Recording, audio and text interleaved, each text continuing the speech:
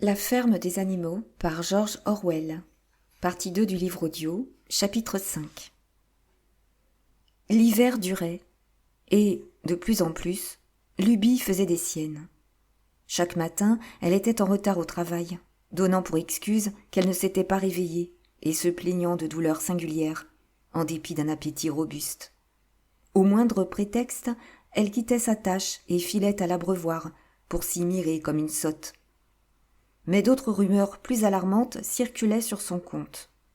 Un jour, comme elle s'avançait dans la cour, légère et trottant menue, minaudant de la queue et mâchonnant du foin, Douce la prit à part. « Luby, dit-elle, j'ai à te parler tout à fait sérieusement.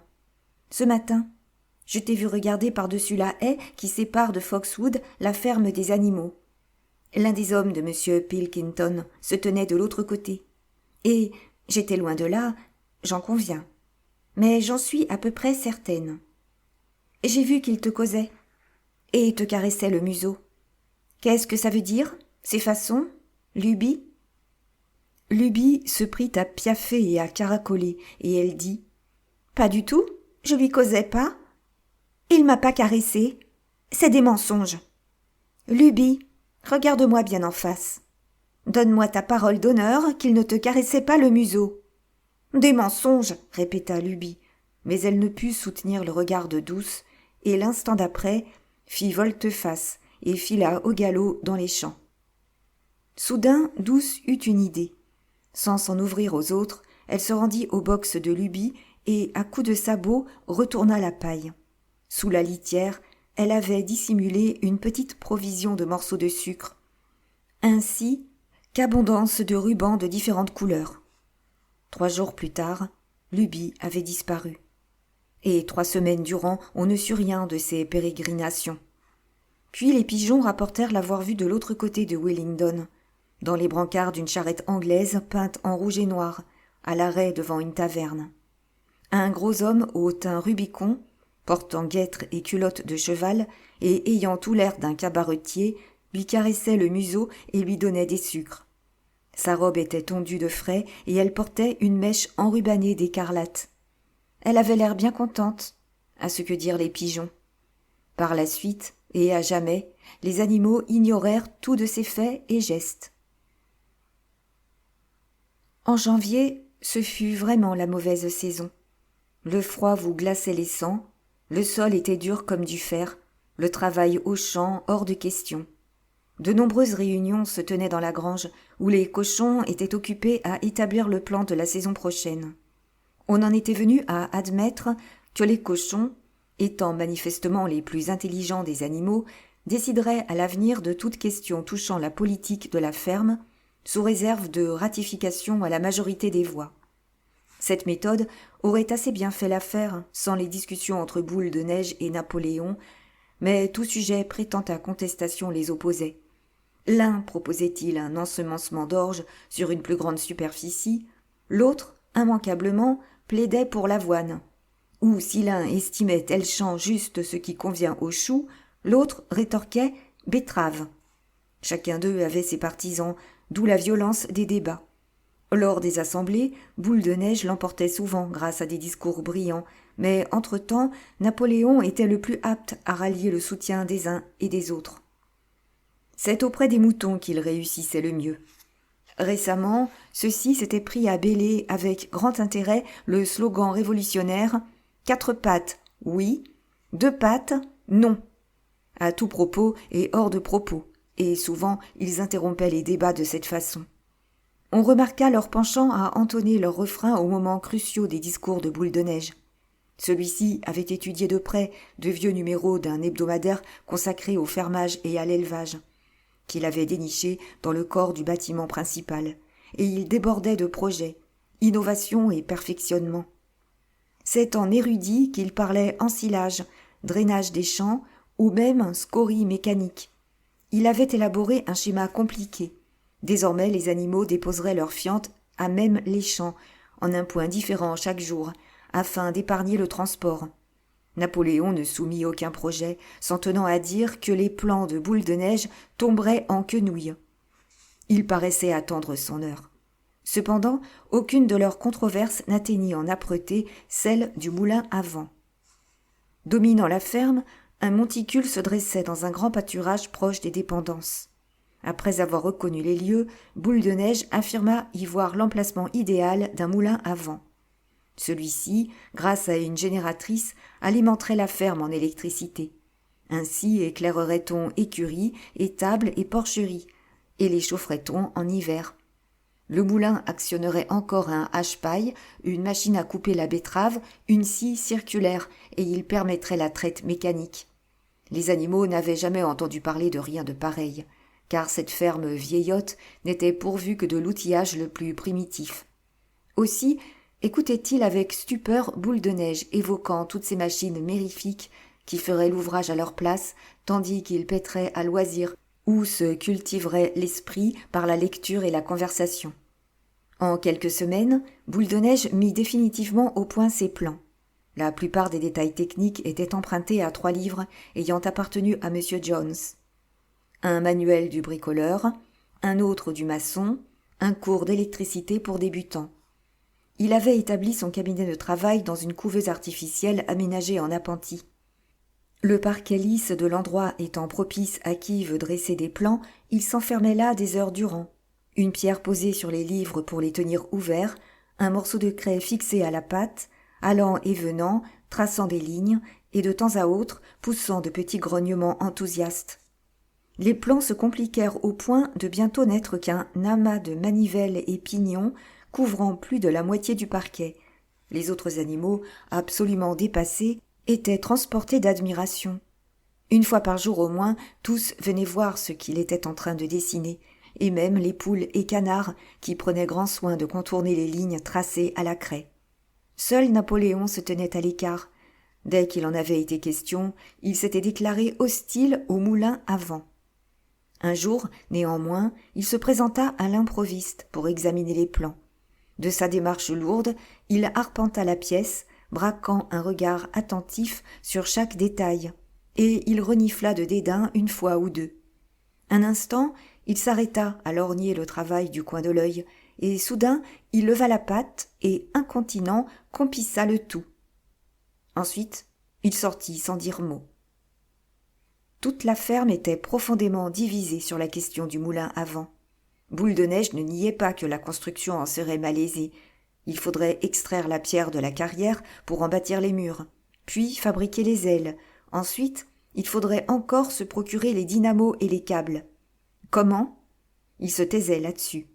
Pourtant, il ne cessait d'affirmer que le tout serait achevé en 1 an. Dans la suite, il déclara que l'économie en main-d'œuvre permettrait aux animaux de ne plus travailler que 3 jours par semaine. Napoléon, quant à lui, arguait que l'heure était à l'accroissement de la production alimentaire. « Perdez votre temps, disait-il, à construire un moulin à vent, et tout le monde crèvera de faim. » Les animaux se constituèrent en factions rivales, avec chacune son mot d'ordre. Pour l'une, votez pour Boule de Neige et la semaine de 3 jours. Pour l'autre, votez pour Napoléon et la mangeoire pleine. Seul Benjamin ne s'enrôla sous aucune bannière. Il se refusait à croire à l'abondance de nourriture comme à l'extension des loisirs. Moulin à vent ou pas, disait-il, la vie continuera pareille, mal par conséquent. Outre les controverses sur le moulin à vent, se posait le problème de la défense de la ferme. On se rendait pleinement compte que les humains, bien qu'ils eussent été défaits à la bataille de l'étable, pourraient bien revenir à l'assaut, avec plus de détermination cette fois, pour rétablir M. Jones à la tête du domaine. Ils y auraient été incités d'autant plus que la nouvelle de leur débâcle avait gagné les campagnes, rendant plus récalcitrants que jamais les animaux des fermes. Comme à l'accoutumée, Boule de Neige et Napoléon s'opposaient. Suivant Napoléon, les animaux de la ferme devaient se procurer des armes et s'entraîner à s'en servir. Suivant Boule de Neige, ils devaient dépêcher vers les terres voisines un nombre de pigeons toujours accru afin de fomenter la révolte chez les animaux des autres exploitations. Le premier soutenait que, faute d'être à même de se défendre, les animaux de la ferme couraient au désastre. Le second, que des soulèvements en chaîne auraient pour effet de détourner l'ennemi de toute tentative de reconquête. Les animaux écoutaient Napoléon, puis Boule de Neige, mais ils ne savaient pas à qui donner raison. De fait, ils étaient toujours de l'avis de qui parlait le dernier. Le jour vint où les plans de Boule de Neige furent achevés. À l'assemblée tenue le dimanche suivant, la question fut mise aux voix. Fallait-il ou non commencer la construction du moulin à vent ? Une fois les animaux réunis dans la grange, Boule de Neige se leva et, quoique interrompu de temps à autre par les bêlements des moutons, exposa les raisons qui plaidaient en faveur du moulin à vent. Puis Napoléon se leva à son tour. « Le moulin à vent, déclara-t-il, avec beaucoup de calme, est une insanité. Il déconseillait à tout le monde de voter le projet. Et, ayant tranché, il se rassit, n'ayant pas parlé 30 secondes, et semblant ne guère se soucier de l'effet produit.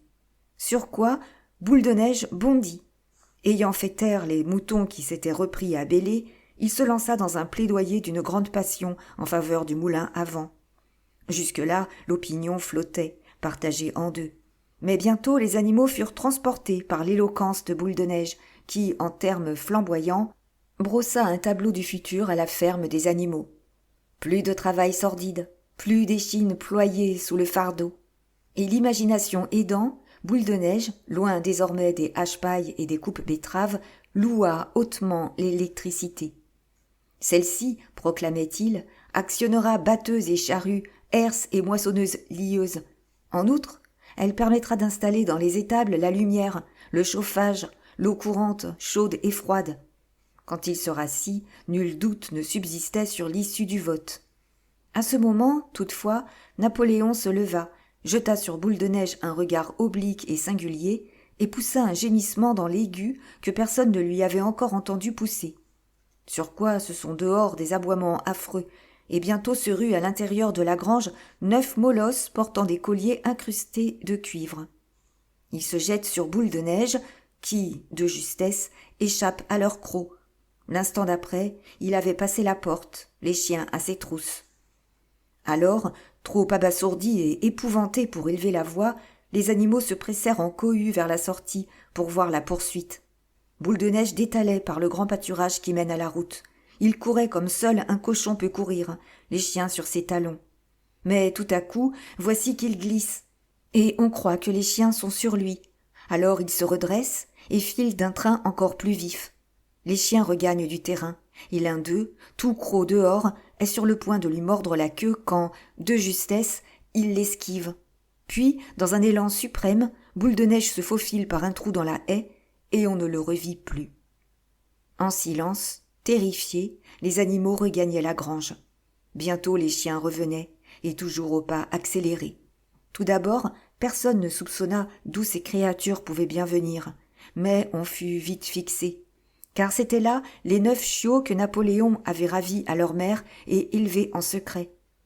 Pas encore tout à fait adultes, déjà c'étaient des bêtes énormes, avec l'air féroce des loups. Ces molosses se tenaient aux côtés de Napoléon, et l'on remarqua qu'ils frétillaient de la queue à son intention, comme ils avaient l'habitude de faire avec Jones.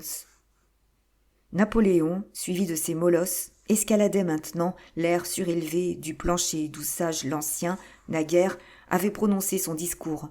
Il annonça que, dorénavant, il ne se tiendrait plus d'assemblée du dimanche matin. Elle ne servait à rien, déclara-t-il. Pure perte de temps. À l'avenir, toute question relative à la gestion de la ferme serait tranchée par un comité de cochons, sous sa propre présidence. Le comité se réunirait en séance privée, après quoi les décisions seraient communiquées aux autres animaux. On continuerait de se rassembler le dimanche matin pour le salut au drapeau, chanter « Bête d'Angleterre » et recevoir les consignes de la semaine.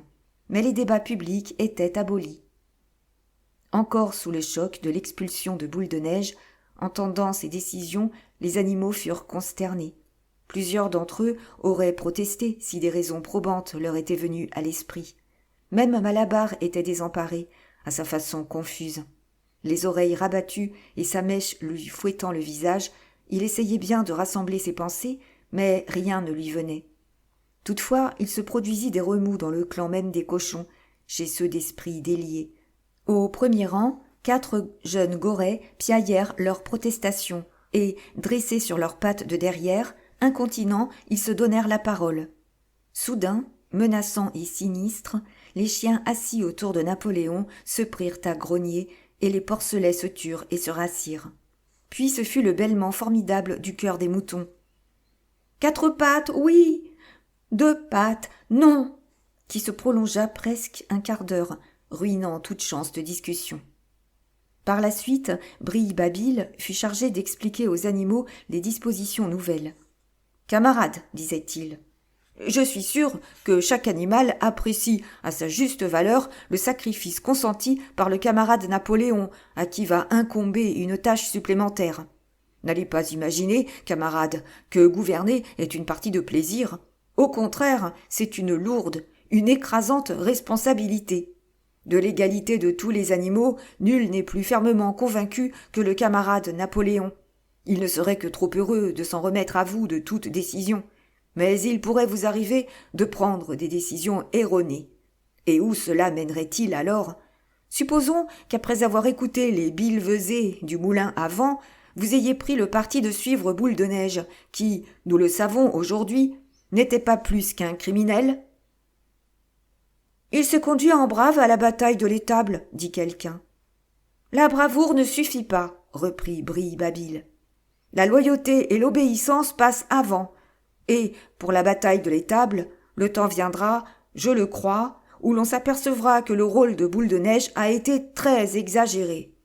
De la discipline, camarades, une discipline de fer. Tel est aujourd'hui le mot d'ordre. Un seul faux pas et nos ennemis nous prennent à la gorge. À coup sûr, camarades, vous ne désirez pas le retour de Jones. » Une fois de plus, l'argument était sans réplique. Les animaux, certes, ne voulait pas de retour de Jones.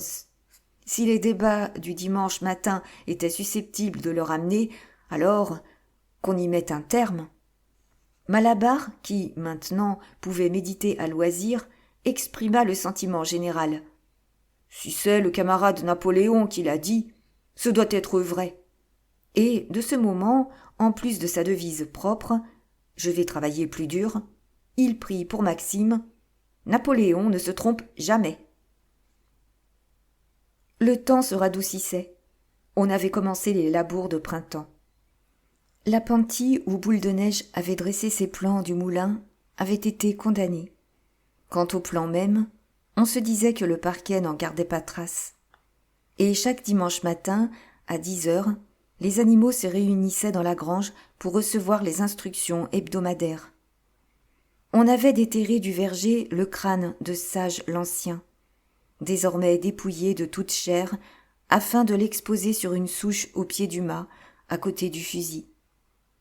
Après le salut au drapeau, et avant d'entrer dans la grange, les animaux étaient requis de défiler devant le crâne en signe de vénération.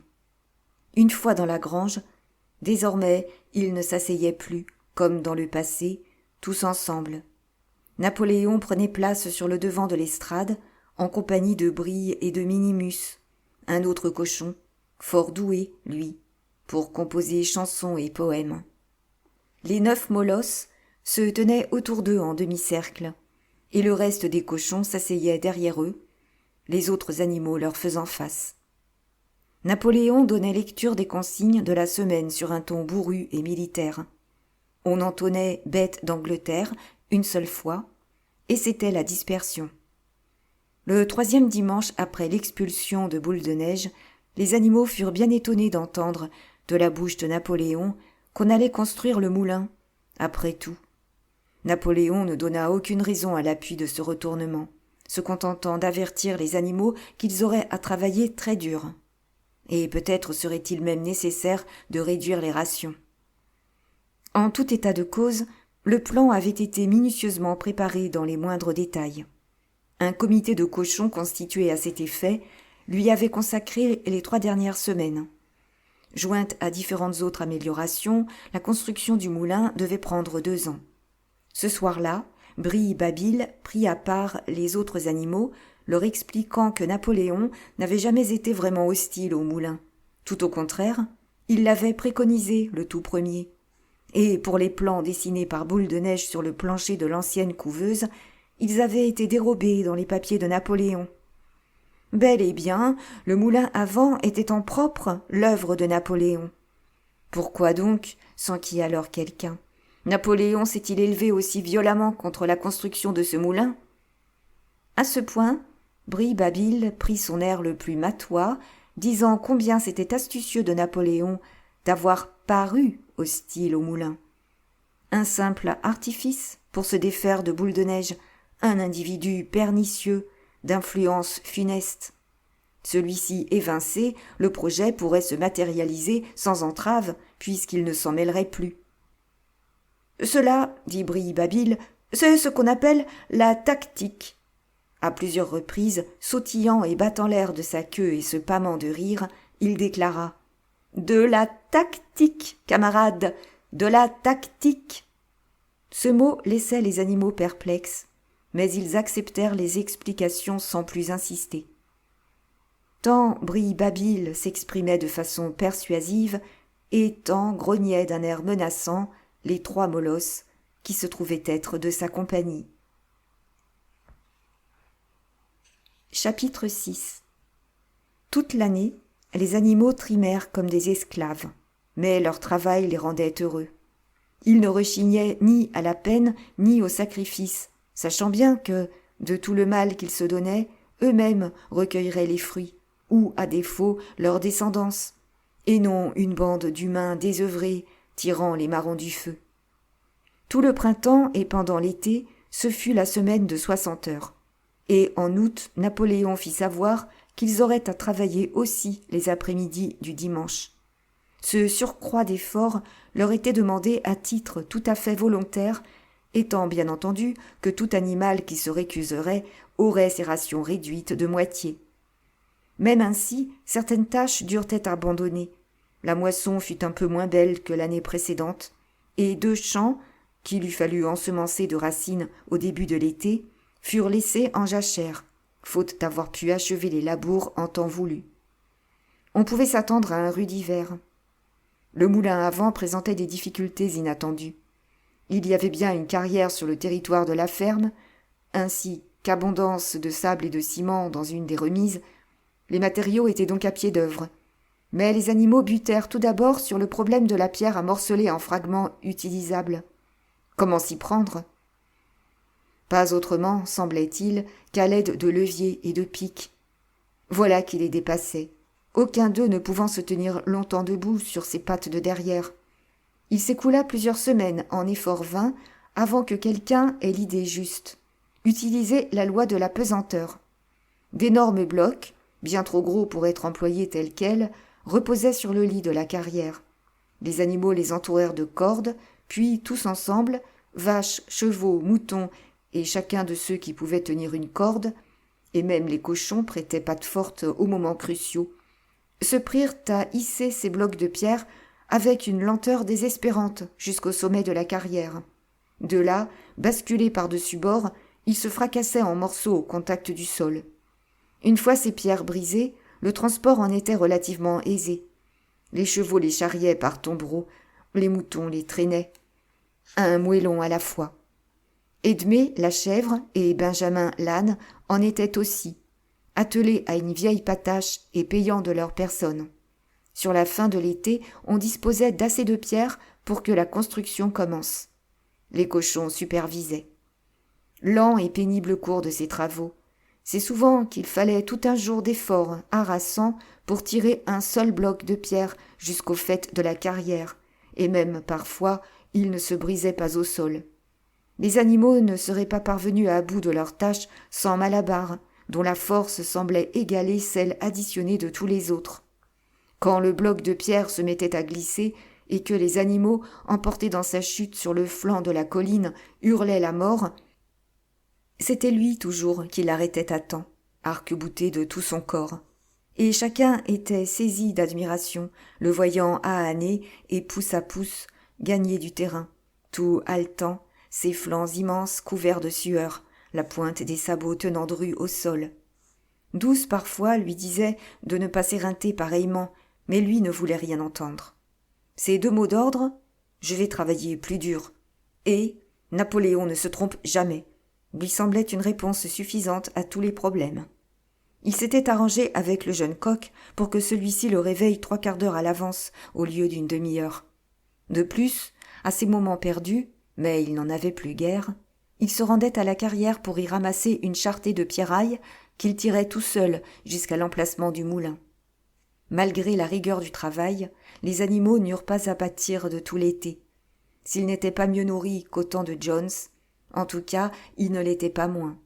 L'avantage de subvenir à leurs seuls besoins, indépendamment de ceux extravagants de 5 êtres humains, était si considérable que, pour le perdre, il eût fallu accumuler beaucoup d'échecs.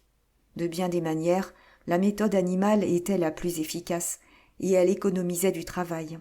Le sarclage, par exemple, pouvait se faire avec une minutie impossible chez les humains. Et les animaux s'interdisant désormais de chaparder, il était superflu de séparer par des clôtures les pâturages des labours, de sorte qu'il n'y avait plus lieu d'entretenir haies et barrières.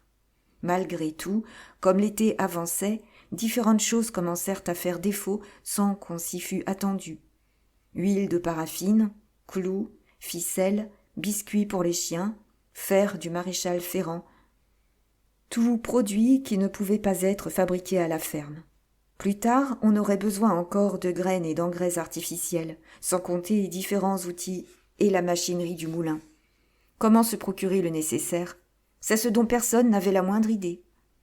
Un dimanche matin, que les animaux étaient rassemblés pour recevoir leurs instructions, Napoléon annonça qu'il avait arrêté une ligne politique nouvelle. Dorénavant, la ferme des animaux entretiendrait des relations commerciales avec les fermes du voisinage. Non pas, bien entendu, pour faire du négoce, mais simplement pour se procurer certaines fournitures d'urgente nécessité. Ce qu'exigeait la construction du moulin devait, dit-il, primer toute autre considération. Aussi était-il en pourparlers pour vendre une meule de foin et une partie de la récolte de blé.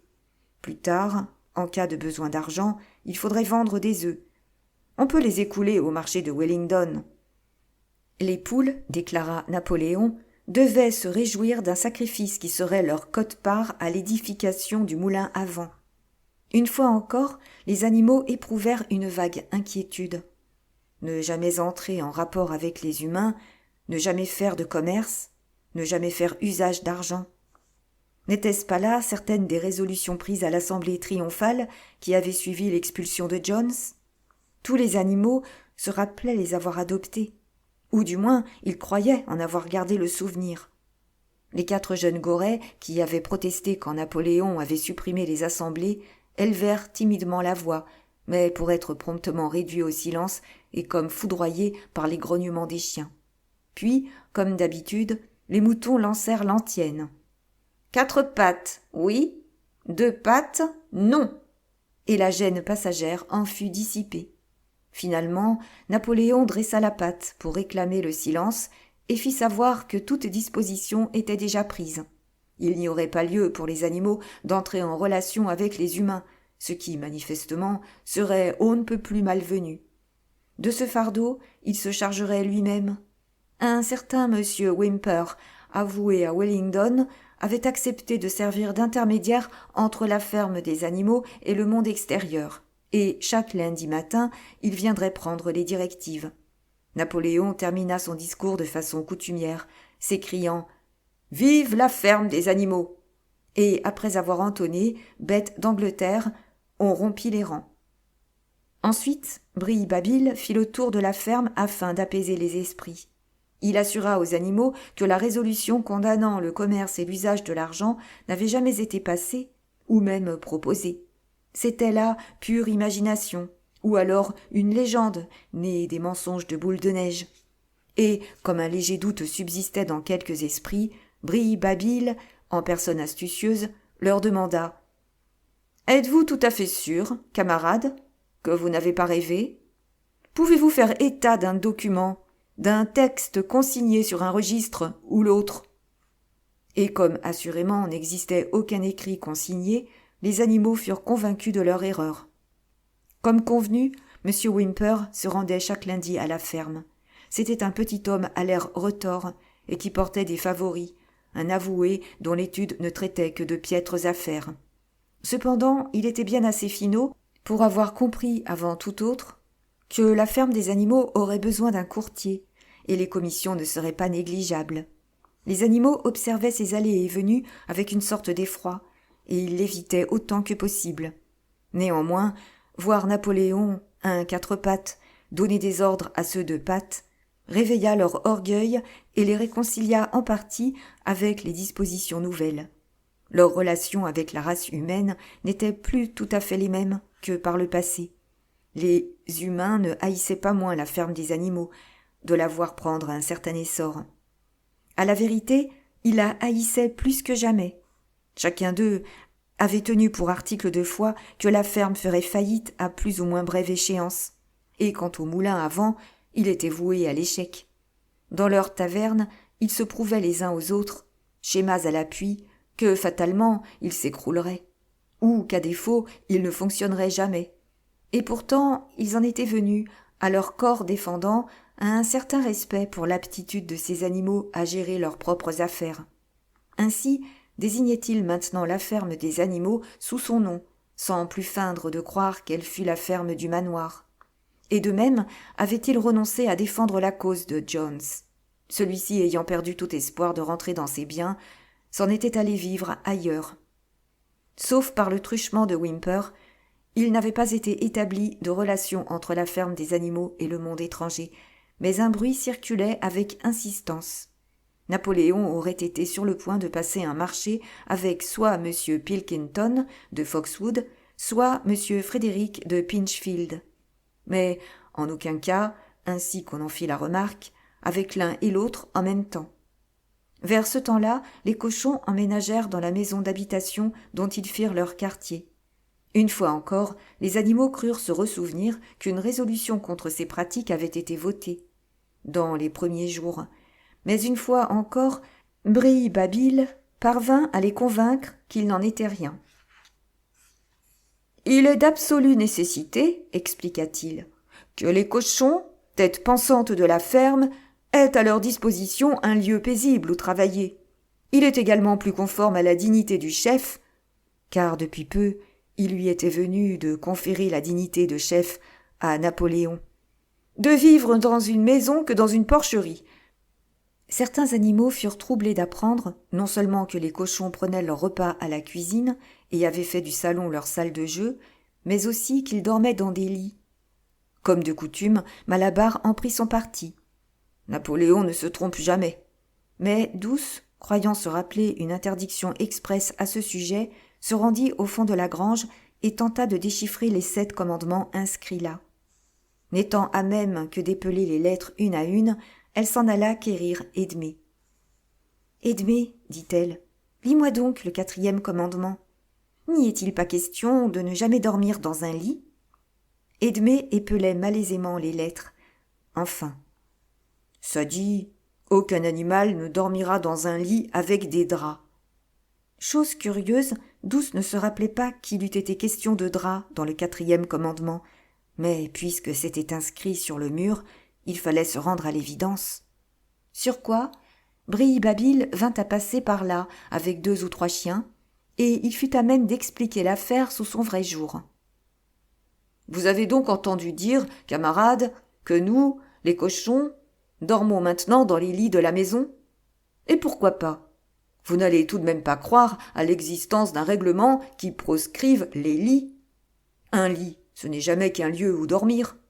Le tas de paille d'une écurie, qu'est-ce que c'est, à bien comprendre, sinon un lit ? L'interdiction porte sur les draps, lesquels sont d'invention humaine. Or, nous avons enlevé les draps des lits et nous dormons entre des couvertures. Ce sont là des lits où l'on est très bien, mais pas outre mesure. Je vous en donne mon billet, camarades, avec ce travail de tête qui désormais nous incombe. Vous ne voudriez pas nous ôter le sommeil réparateur, hein, camarades ? Vous ne voudriez pas que nous soyons exténués au point de ne plus faire face à la tâche ? Sans nul doute, aucun de vous ne désire le retour de Jones. » Les animaux le rassurèrent sur ce point, et ainsi fut clos le chapitre des lits. Et nulle contestation non plus lorsque, quelques jours plus tard, il fut annoncé qu'à l'avenir les cochons se lèveraient 1 heure plus tard que les autres. L'automne venu au terme d'une saison de travail éprouvante, les animaux étaient fourbus, mais contents. Après la vente d'une partie du foin et du blé, les provisions pour l'hiver n'étaient pas fort abondantes, mais le moulin contrebalançait toutes déconvenues. Il était maintenant presque à demi bâti. Après la moisson, un temps sec sous un ciel dégagé fit que les animaux trimèrent plus dur que jamais. Car, se disait-il, il valait bien la peine de charroyer tout le jour des quartiers de pierre si, ce faisant, on exhaussait d'un pied les murs du moulin. Malabar allait même au travail tout seul, certaines nuits, 1 heure ou 2, sous le clair de lune de septembre.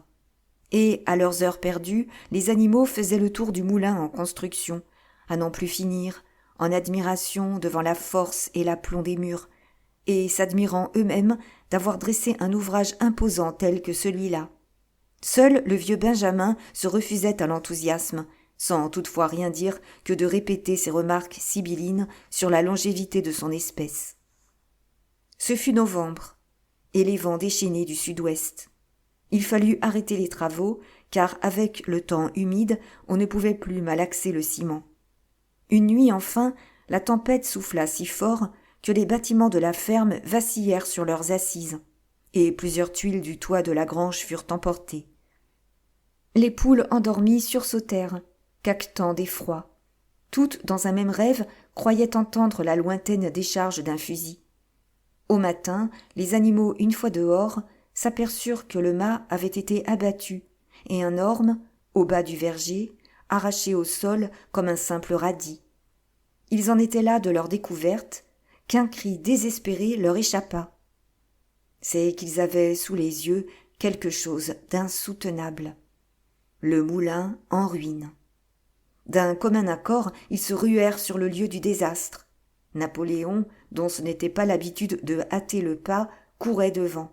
Et, oui, gisait là le fruit de tant de luttes. Ces murs rasés jusqu'aux fondations, et ces pierres éparpillées que, si péniblement, ils avaient cassées et charriées. Stupéfiés, les animaux jetaient un regard de deuil sur ces éboulis. En silence, Napoléon arpentait le terrain de long en large, reniflant de temps à autre, la queue crispée, battant de droite et de gauche, ce qui, chez lui, était l'indice d'une grande activité de tête. Soudain, il fit halte, et il fallait croire qu'il avait arrêté son parti. « Camarades, dit-il, savez-vous qui est le fautif ? L'ennemi qui s'est présenté à la nuit et y a renversé notre moulin à vent ? C'est Boule de Neige, rugit Napoléon. Oui, enchaîna-t-il, c'est Boule de Neige, par pure malignité, pour contrarier nos plans, et se venger de son ignominieuse expulsion. Lui, le traître. À la faveur des ténèbres, il s'est faufilé jusqu'ici et a ruiné d'un coup 1 an bientôt de notre labeur. Camarades, de ce moment, je décrète la condamnation à mort de Boule de Neige. Sera héros animal de 2e classe et recevra un demi-boisseau de pommes quiconque le conduira sur les bancs de la justice. Un boisseau entier à qui le capturera vivant. Que même Boule de Neige ait pu se rendre capable de pareilles vilainies, voilà une découverte qui suscita chez les animaux une indignation extrême. Ce fut un tel tollé qu'incontinent chacun réfléchit aux moyens de se saisir de Boule de Neige si jamais il devait se représenter sur les lieux. Presque aussitôt, on découvrit sur l'herbe, à petite distance de la butte, des empreintes de cochons. On ne pouvait les suivre que sur quelques mètres, mais elles avaient l'air de conduire à une brèche dans la haie. Napoléon, ayant reniflé de manière significative, déclara qu'il s'agissait bien de Boule de Neige. D'après lui, il avait dû venir de la ferme de Foxwood. Et, ayant fini de renifler, « Plus d'atermoiements, camarades !» s'écria Napoléon. « Le travail nous attend. Ce matin même, nous allons nous remettre à bâtir le moulin, et nous ne détellerons pas de tout l'hiver, qu'il pleuve ou vente. Nous ferons savoir à cet abominable traître qu'on ne fait pas si facilement table rase de notre œuvre. Souvenez-vous-en, camarades, nos plans ne doivent être modifiés en rien. Ils seront terminés aujourd'hui. En avant, camarades, vive le moulin à vent, vive la ferme des animaux !» 7. Un rude hiver. Après les orages, la neige et la neige fondue. Puis ce fut le gel qui ne céda que courant février. Vaille que vaille, les animaux poursuivaient la reconstruction du moulin, se rendant bien compte que le monde étranger les observait et que les humains envieux se réjouiraient comme d'un triomphe si le moulin n'était pas achevé dans les délais. Les mêmes humains affectaient, par pure malveillance, de ne pas croire à la fourberie de Boule de Neige. Le moulin se serait effondré tout seul, à les en croire, à cause de ses murs fragiles. Les animaux savaient, eux, que tel n'était pas le cas, encore qu'on eût décidé de les rebâtir sur 3 pieds d'épaisseur au lieu de 18 pouces comme précédemment. Il leur fallait maintenant amener à pied d'œuvre une bien plus grande quantité de pierres. Longtemps, la neige amoncelée sur la carrière retarda les travaux, puis ce fut un temps sec et il gela. Et les animaux se remirent à la tâche, mais elle leur était pénible et ils n'y apportaient plus qu'un moindre enthousiasme. Ils avaient froid tout le temps, la plupart du temps, ils avaient faim aussi. Seuls Malabar et Douce gardaient cœur à l'ouvrage. Les animaux entendaient les exhortations excellentes de Brille-Babil sur les joies du service et la dignité du labeur, mais trouvaient plus de stimulant dans la puissance de Malabar que dans sa devise inattaquable « Je vais travailler plus dur ». En janvier, la nourriture vint à manquer. Le blé fut réduit à la portion congrue, et il fut annoncé que, par compensation, une ration supplémentaire de pommes de terre serait distribuée. Or, on s'aperçut que la plus grande partie des pommes de terre avaient gelé, n'ayant pas été assez bien protégées sous la paille. Elles étaient molles et décolorées, peu comestibles. Bel et bien, plusieurs jours d'affilée, les animaux se nourrirent de betteraves fourragères et de paille. Ils semblaient menacés de mort lente. Il était d'importance capitale de cacher ces faits au monde extérieur. Enhardis par l'effondrement du moulin, les humains accablaient la ferme des animaux sous de nouveaux mensonges. Une fois encore, les bêtes mouraient de faim et les maladies faisaient des ravages. Elles se battaient entre elles, tuaient leurs petits, se comportaient en vrais cannibales. Si la situation alimentaire venait à être connue, les conséquences seraient funestes. Et c'est ce dont Napoléon se rendait clairement compte. Aussi décida-t-il de recourir à M. Whymper pour que prévale le sentiment contraire. Les animaux n'avaient à peu près jamais l'occasion de rencontrer M. Whymper lors de ses visites hebdomadaires. Désormais, certains d'entre eux, bien choisis, surtout des moutons, eurent l'ordre de se récrier, comme par hasard, quand il était à portée d'oreille, sur leurs rations plus abondantes. De plus, Napoléon donna l'ordre de remplir de sable, presque à ras-bord, les coffres à peu près vides de la resserre, qu'on recouvrit ensuite du restant de grains et de farine. Sur un prétexte plausible, on amena M. Whymper à la resserre et l'on fit en sorte qu'il jette au passage un coup d'œil sur les coffres. Il tomba dans le panneau et rapporta partout qu'à la ferme des animaux, il n'y avait pas de disette. Pourtant, à fin janvier, il devint évident qu'il serait indispensable de s'approvisionner en grains quelque part. À cette époque, Napoléon se montrait rarement en public. Il passait son temps à la maison où, sur chaque porte, veillaient des chiens à la mine féroce. Quand il quittait sa retraite, c'était dans le respect de l'étiquette et sous escorte, car 6 molosses l'entouraient et grognaient si quelqu'un l'approchait de trop près.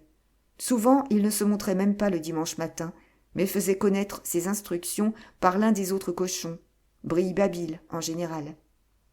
Un dimanche matin, Brille-Babil déclara que les poules, qui venaient de se remettre à pondre, devraient donner leurs œufs. Napoléon avait conclu, par l'intermédiaire de Whymper, un contrat portant sur 400 œufs par semaine. En contrepartie, on se procurerait la farine et le grain jusqu'à l'été, et le retour à une vie moins pénible. Entendant ce qu'il en était, les poules élevèrent des protestations scandalisées. Elles avaient été prévenues que ce sacrifice pourrait s'avérer nécessaire, mais n'avaient pas cru qu'on en viendrait là. Elles déclaraient qu'il s'agissait de leur couvée de printemps et que leur prendre leurs œufs était criminel. Pour la première fois depuis l'expulsion de Jones, il y eut une sorte de révolte. Sous la conduite de 3 poulets noirs de Minorque, les poules tentèrent résolument de faire échec aux vœux de Napoléon. Leur mode de résistance consistait à se jucher sur les chevrons du comble, d'où les œufs pondus s'écrasaient au sol. La réaction de Napoléon fut immédiate et sans merci. Il ordonna qu'on supprime les rations des poules et décréta que tout animal surpris à leur donner fût-ce un seul grain serait puni de mort. Les chiens veillèrent à l'exécution de ces ordres. Les poules tinrent bon 5 jours, puis elles capitulèrent et regagnèrent leur pondoir. 9 d'entre elles, entre-temps, étaient mortes. On les enterra dans le verger, et il fut entendu qu'elles étaient mortes de coccidiose. Whymper n'eut pas vent de l'affaire, et les œufs furent livrés en temps voulu. La camionnette d'un épicier venait les enlever chaque semaine.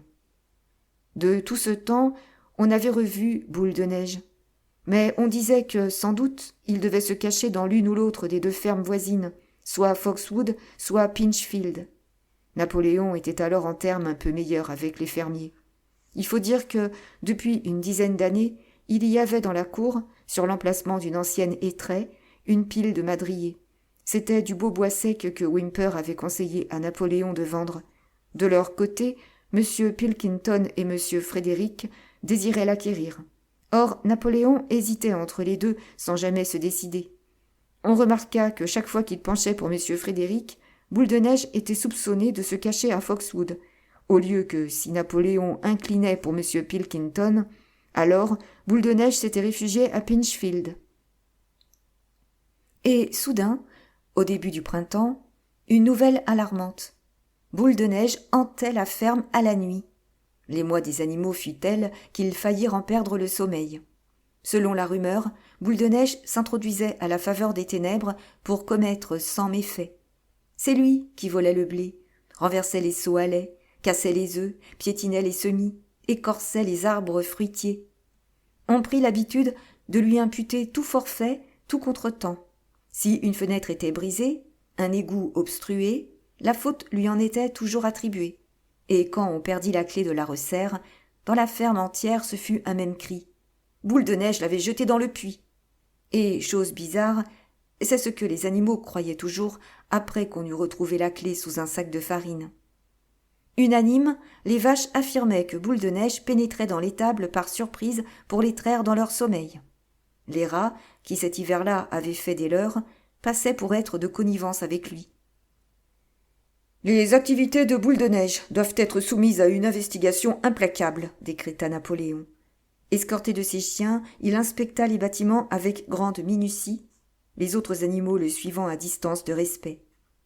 Souvent, il faisait halte pour flairer le sol, déclarant qu'il pouvait déceler à l'odeur les empreintes de Boule de Neige. Pas un coin de la grange et de l'étable, du poulailler et du potager, qu'il ne renifla, à croire qu'il suivait le traître à la trace. Du groin, il flairait la terre avec insistance, puis, d'une voix terrible, s'écriait « Boule de Neige, il est venu ici, mon odorat me le dit !» Au nom de Boule de Neige, les chiens poussaient des aboiements à fendre le cœur et montraient les crocs. Les animaux étaient pétrifiés d'effroi. C'était comme si Boule de Neige, présence impalpable, toujours à rôder, les menaçait de sans danger. Un soir, Brille-Babil les fit venir tous. Le visage anxieux et tressaillant sur place, il leur dit qu'il avait des nouvelles graves à leur faire savoir. « Camarades !» s'écria-t-il, en sautillant nerveusement. « Boule de Neige s'est vendu à Frédéric, le propriétaire de Pinchfield, qui complote en ce moment de nous attaquer et d'usurper notre ferme. C'est Boule de Neige qui doit le guider le moment venu de l'offensive. Mais il y a pire encore. Nous avions cru la révolte de Boule de Neige causée par la vanité et l'ambition. Mais nous avions tort, camarades. Savez-vous quelle était sa raison véritable ? Du premier jour, Boule de Neige était de mèche avec Jones. Il n'a cessé d'être son agent secret. Nous en tenons la preuve de documents abandonnés par lui et que nous venons tout juste de découvrir. À mon sens, camarades, voilà qui explique bien des choses. N'avons-nous pas vu de nos yeux comment il tenta, sans succès heureusement, de nous entraîner dans la défaite et l'anéantissement lors de la bataille de l'étable ? Les animaux étaient stupéfiés. Pareille scélératesse comparée à la destruction du moulin, vraiment, c'était le comble. Il leur fallut plusieurs minutes pour s'y faire. Ils se rappelaient tous, ou du moins croyaient se rappeler, Boule de Neige chargeant à leur tête à la bataille de l'étable, les ralliant sans cesse et leur redonnant cœur au ventre, alors même que les bombes de Jones lui écorchaient l'échine. « Dès l'abord, il voyait mal comment il aurait pu être en même temps du côté de Jones. Même Malabar, qui ne posait guère de questions, demeurait perplexe. Il s'étendit sur le sol, replia sous lui ses jambes de devant, puis, s'étant concentré avec force, énonça ses pensées. Il dit « Je ne crois pas ça. À la bataille de l'étable, Boule de Neige s'est conduit en brave. Et ça, je l'ai vu de mes propres yeux. Et juste après le combat, est-ce qu'on ne l'a pas nommé héros animal première classe ?» « C'est là que nous avons fait fausse route, camarade, reprit Brille-Babil, car en réalité, il essayait de nous conduire à notre perte. C'est ce que nous savons maintenant grâce à ces documents secrets. Il a été blessé quand même, dit Malabar. Tous, nous l'avons vu qui courait en perdant son sang. Cela aussi faisait partie de la machination, s'écria Brille-Babil. Le coup de fusil de Jones n'a fait que les rafler. Si vous saviez lire, je vous en donnerais la preuve écrite de sa main. Le complot prévoyait qu'au moment critique, Boule de Neige donnerait le signal du sauve-qui-peut, abandonnant le terrain à l'ennemi. Et il a failli réussir, bel et bien, camarade. Il aurait réussi, n'eût été votre chef héroïque, le camarade Napoléon. Enfin, est-ce que vous l'auriez oublié ? Au moment même où Jones et ses hommes pénétraient dans la cour, Boule de Neige tournait Kazakh, entraînant nombre d'animaux après lui. Et au moment où se répandait la panique, alors même que tout semblait perdu, le camarade Napoléon s'est lancé en avant au cri de « Mort à l'humanité !» mordant Jones au mollet. De cela, sûrement, vous vous rappelez, camarade, dit Brille-Babil en frétillant. Entendant le récit de cette scène haute en couleurs, les animaux avaient l'impression de se rappeler. À tout le moins, ils se souvenaient qu'au moment critique, Boule de Neige avait détalé. Mais Malabar, toujours un peu mal à l'aise, finit par dire « Je ne crois pas que Boule de Neige était un traître au commencement. Ce qu'il a fait depuis, c'est une autre histoire. Mais je crois qu'à la bataille de l'étable, il a agi en vrai camarade. » Brille-Babil, d'un ton ferme et pesant ses mots, dit alors « Notre chef, le camarade Napoléon, a déclaré catégoriquement, camarade, que Boule de Neige était l'agent de Jones depuis le début. Oui, et même bien avant que nous ayons envisagé le soulèvement. »« Ah, c'est autre chose dans ce cas-là, concéda Malabar. Si c'est le camarade Napoléon qui le dit, ce doit être vrai. »« À la bonne heure, camarade, s'écria Brille-Babil, non sans avoir jeté toutefois de ses petits yeux pétillants un regard mauvais sur Malabar. Sur le point de s'en aller, il se retourna et ajouta d'un ton solennel. « J'en avertis chacun de vous. Il va falloir ouvrir l'œil et le bon, car nous avons des raisons de penser que certains agents secrets de Boule de Neige se cachent parmi nous à l'heure actuelle. » 4 jours plus tard, en fin d'après-midi, Napoléon donna ordre à tous les animaux de se rassembler dans la cour. Quand ils furent tous réunis, il sortit de la maison de la ferme, portant 2 décorations, car récemment il s'était attribué les médailles de héros animal, première classe et deuxième classe. Il était entouré de ses 9 molosses qui grondaient. Les animaux en avaient froid dans le dos, et chacun se tenait tapi en silence, comme en attente de quelque événement terrible. Napoléon jeta sur l'assistance un regard dur, puis émit un cri suraigu. Immédiatement, les chiens bondirent en avant, saisissant 4 cochons par l'oreille et les traînant, glapissants et terrorisés, aux pieds de Napoléon. Les oreilles des cochons saignaient, et, quelques instants, les molosses, ivres de sang, parurent saisis d'une rage démente. À la stupeur de tous, 3 d'entre eux se jetèrent sur Malabar. Prévenant leur attaque, le cheval frappa l'un d'eux en plein bond et de son sabot le cloua au sol. Le chien hurlait miséricorde. Cependant, ses 2 congénères, la queue entre les jambes, avaient filé bon train. Malabar interrogeait Napoléon des yeux. Devait-il en finir avec le chien ou lui laisser la vie sauve ? Napoléon parut prendre une expression autre, et d'un ton bref, il lui commanda de laisser aller le chien, sur quoi Malabar leva son sabot. Le chien détala, meurtri et hurlant de douleur. Aussitôt le tumulte s'apaisa. Les 4 cochons restaient sidérés et tremblants, et on lisait sur leurs traits le sentiment d'une faute. Napoléon les invita à confesser leurs crimes. C'étaient là les cochons qui avaient protesté quand Napoléon avait aboli l'Assemblée du dimanche. Sans autre forme de procès, ils avouèrent. Oui, ils avaient entretenu des relations secrètes avec Boule de Neige depuis son expulsion. Oui, ils avaient collaboré avec lui à l'effondrement du moulin à vent. Et oui, ils avaient été de connivence pour livrer la ferme des animaux à M. Frédéric. Ils firent encore état de confidence du traître. Depuis des années, il était bien l'agent secret de Jones. Leur confession achevée, les chiens, sur le champ, les égorgèrent. Alors, d'une voix terrifiante, Napoléon demanda si nul autre animal n'avait à faire des aveux. Les 3 poulets qui avaient mené la sédition dans l'affaire des œufs s'avancèrent, disant que Boule de Neige leur était apparu en rêve. Il les avait incités à désobéir aux ordres de Napoléon. Eux aussi furent massacrés. Puis une oie se présenta. Elle avait dérobé 6 épis de blé à la moisson de l'année précédente et les avait mangés de nuit. Un mouton avait, lui, uriné dans l'abreuvoir, sur les instances de Boule de Neige. Et 2 autres moutons avouèrent le meurtre d'un vieux bélier, particulièrement dévoué à Napoléon. Alors qu'il avait un rhume de cerveau, il l'avait pris en chasse autour d'un feu de bois. Tous furent mis à mort sur le champ. Et de cette façon, aveux et exécutions se poursuivirent. À la fin, ce fut, au pied de Napoléon, un amoncellement de cadavres, et l'air était lourd d'une odeur de sang inconnue depuis le bannissement de Jones. Quand on eut fini, le reste des animaux, cochons et chiens exceptés, s'éloigna en foule furtive. Ils frissonnaient d'horreur, et n'auraient pas pu dire ce qui les bouleversait le plus, la trahison de ceux ayant partie liée avec Boule de Neige, ou la cruauté du châtiment. Dans les anciens jours, de pareilles scènes de carnage avaient bien eu lieu, mais il leur paraissait à tous que c'était pire maintenant qu'elles se produisaient entre eux. Depuis que Jones n'était plus dans les lieux, pas un animal qui en eût tué un autre, fût-ce un simple rat.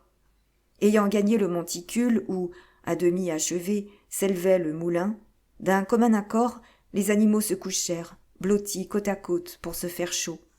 Il y avait là Douce, Edmé et Benjamin, les vaches et les moutons, et tout un troupeau mêlé d'oies et de poules. Tout le monde, somme toute, excepté la chatte qui s'était éclipsée avant même l'ordre de rassemblement.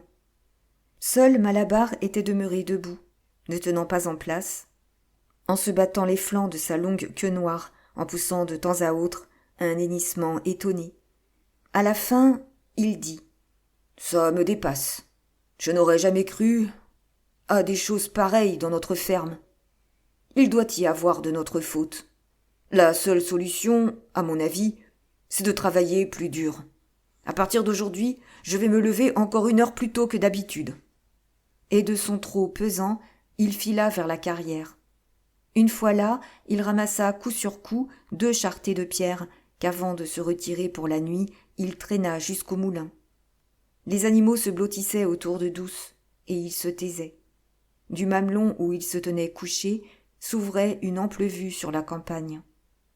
La plus grande partie de la ferme des animaux était sous leurs yeux, le pâturage tout en longueur jusqu'à la route, le champ de foin, le bocteau, l'abreuvoir, les labours où le blé vert poussait dru, et les toits rouges des dépendances d'où des filaments de fumée tourbillonnaient, la transparence d'un soir de printemps. L'herbe et les haies chargées de bourgeons se doraient aux rayons obliques du soleil.